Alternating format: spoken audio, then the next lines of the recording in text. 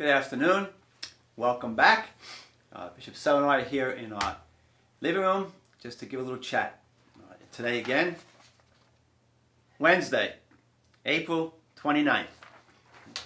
Only one more day left in April. I'd like to start by talking about the future. Yesterday, Governor Cuomo put out a 12-point procedure for opening up. And in that whole list of businesses and everything, churches are not listed. So we don't know if and when, how churches will open. But we're planning for it. So we have ordered and received lots of gloves because we have to clean the place all the time. We actually found Lysol, not the regular Lysol, but Lysol that you use in a bathroom. And believe it or not, it has the same 99.9% virus-killing ingredients in it. So we have some of that supply. This came yesterday, a carton of blue tape. We will have to put an X, somehow, some way, on every place where someone can sit and still maintain social distancing. Plus, we'll have to put arrows on the floor for direction to move. These are just simple things that we have to do. There may be other complicated issues that we have to figure out. So I would ask you to keep your antenna up for when we're going to open again. We will put it in the bulletin, which is online. We'll put it on Facebook, on YouTube. Probably we'll send a letter out again telling people that it's time to come back to church. And there probably will be a limit on how many people can come into church. But we're planning for all that for the future. I'd ask you to pray that it happens sooner and that we're able to handle it in a very respectful but a way that allows the people of God to celebrate together as a community, once again, present to each other. In the meantime, I suspect one of the things that a lot of people have been doing is reading. And I thought I'd just mention some books. These are not all new books, nor are they books that I've read while we're in this period of isolation. But they're books that you might be interested in to deepen your sense of a lot of things.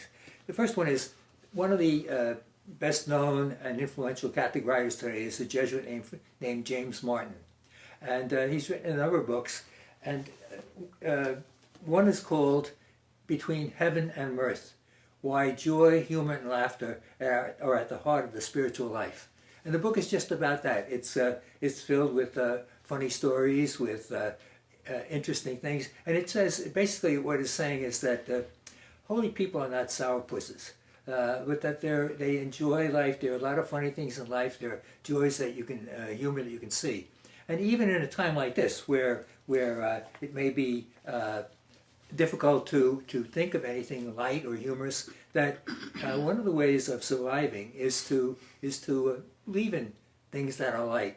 And in one of the places he asks a few questions. He says, can you allow yourself to think of God as playful? Can you allow God to be playful with you? Can you imagine a God who enters into a lighthearted relationship with you? In other words, God always is this serious, overwhelming thing. Oh, God is serious business. But can you think of a lighter way to think of it? And finally, can you imagine God delighting in you? That God finds great joy in you, in your life, and what you do. Another of his books is this book, which you might be familiar with, called Jesus, a Pilgrimage. And it's exactly that. Father Martin goes on a pilgrimage to the Holy Land, visits all the places that are connected with the Lord's life. He describes them so that it's almost like you're being there with him. But then he goes off and speaks a lot more about what to take from a visit to a place like this, what happened there, and what it means in our life. There's another book, which I guess I lent it to somebody, called The Jesuit Answer to Almost Everything, which is just that. A lot of the issues of life, and it talks about how to deal with them. So if you're interested in any of those books, if you go to Barnes & Noble or Amazon, just look up James Martin, and you'll see the books that he has. Okay, I'm going to talk a long story about my dad and then move it towards something important to all of us. My dad, in many ways, was like me. I'm smart. My dad was super smart. I joke around a lot. my father joking around a lot. In fact, my father got thrown out of the seminary high school because he was joking around. So we have lots of similarities. My father, though, was very neat and organized. Am I neat and organized? No, not at all. My father had everything in its proper place. And he would do things way ahead of time, always planned. And my father also served in Korea during battle. He was a forward spotter for the artillery, so he was so smart he could figure out quickly the coordinates, math-wise, for the artillery to fire. He was also wounded, shrapnel in his ear. But after my dad died and when my mom was sick and dying, we started going down in the basement to clean things out. And I found a giant box, and in it were maybe 200 letters. My father wrote a letter every single day when he was in war to my mom. Every single day. Now, they weren't mailed every day. They came. I could not find a single letter from my mom to my dad. So they might still be in Korea somewhere. But what was interesting is my father wrote almost every single day, because I was reading a lot of the letters. I got maybe about a third of the way through. He would always write, "My dearest Margie." He called my mom Margie. "I miss you. Okay. I love you. I can't wait to be with you again. But while I'm here, I can feel your arms around me." And he always ended his letters with, "God is protecting me. And I know God will bring us together." Well, I said it because in this time, a lot of people, how do I, connect with the Eucharist, with Lord Jesus? I can't receive. Well, my dad was connected to my mom, an ocean apart, for over a year, 2 years, in war, and felt strongly that she was there with him every single day. And he wrote it. So I suggest to you, people that you can't be with, write a real letter, not an email or text. Write a real letter. Support the post office. Okay, write a real letter, put a stamp on it, and mail it out. Maybe every day, maybe every other day. And do the same thing to Jesus every day. You can't mail it to him, I'm sorry. But write a letter every day to Jesus. Leave it there. Reflect upon it. And in that way, the Lord that you miss so much can really be a part of your life in a way that you could never perhaps have imagined. Going on with some books, there's some novels, and you'd be familiar with a lot of these names. Toni Morrison, who won Nobel Prize for Literature, died just not so long ago, and her stories are, of course,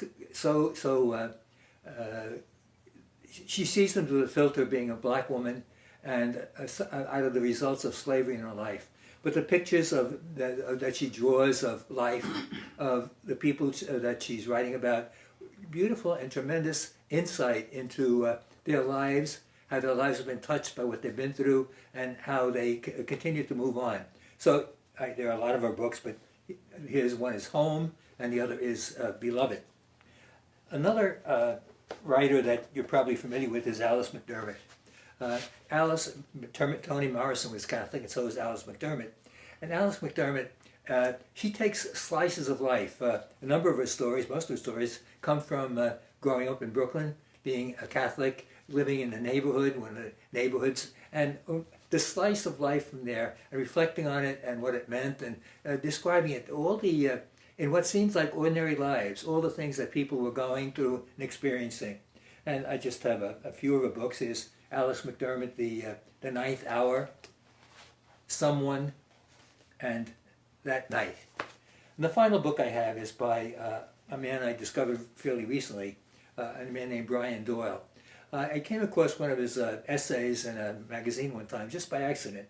And then I began to see his articles in other places. And I was really struck by the way he writes, and again, taking the ordinary things of life and looking at them and seeing them in a new and a much deeper way. So in this book, One Long River of Song, there's a collection of a lot of his stories because he died last year of a brain tumor. But he talks about being a husband, about being a father, talks about joyful things, having a catch with his son, all the things that are just such ordinary things and the insight he has into them. And there's one, for example, there's one story in here where he just talks about someone who works in the post office. And he titles the story, the page, God Again, because he found in this man working in the post office a great example of patience. No matter what people said to him, no matter how they treated him, he was always patient, kind, gentle in his responses. And that in meeting with that man, Brian Doyle was getting a sense of God's patience with us. So if you're interested or if you have any questions about these things, just send an email. And again, this book especially is Brian Doyle, One Long River of Song. Of course, there are other lighter readings. I like detective stories too, but that's for another time. And actually, as Bishop Wcela reads these books, quite often he's outside on the nice benches that Shane Cahill made for the scouting program for us a few years ago. So the bishop gets to use that nice bench. Sometimes we use it for confession outside in this climate right now. So yeah, definitely come around the church. It's a great place to read, to pray, outside or inside. And just as on a lighter note, many things are being shown on YouTube and other sorts of media, Instagram, all that kind of stuff. But someone sent me one yesterday, and it was called Airline Stewardess at Home. And it's really funny because the husband's trying to do work and his laptops must be stowed away, something. She's doing the whole thing. It's pretty clever. So there's a lot of ingenuity and cleverness being shown in good, creative ways.